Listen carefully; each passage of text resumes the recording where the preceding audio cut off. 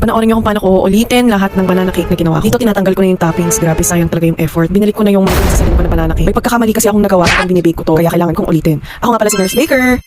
Ayan, nag-bake na kami nung pagkagaling namin sa gym. Tuwa pa ako kasi ang ganda ng kinalabasan. Realize ako, may nakalimutan ako ilagay dun sa cake. Grabe, napagsasalin ko na bago ko pa ma-realize. Kaya ito, inisip ko talaga anong gagawin ko. Grabe, medyo nainis pa talaga ako sa sarili ko. Pero wala akong choice. Imbis na mainis, repeat is the key. So guys, ready na ba kayo malaman kung ano yung nalimutan ko? Ito na. Kulang ng vegetable oil, guys. Nakakaloka. Nagsayang ako ng effort, nagsayang ako ng oras, at nag-aksaya ako ng ingredients dahil napadoble gastos ako dito sa puhunan na to. Pagod na talaga ako dito at sakit talaga ng katawan ko habang ginagawa ko tong mga cake na to. Pero sabi ko matapos ko lang to, okay na ako. Ito pa ang malalang part. Nung nilalagay ko na ulit yung toppings na pinag-alis ko, nakakainis kasi lumulubog na siya, bis. Diyos ko po, ito yung una ko, ang ganda-ganda, grabe. Overload malala talaga. Overload ng katangahan.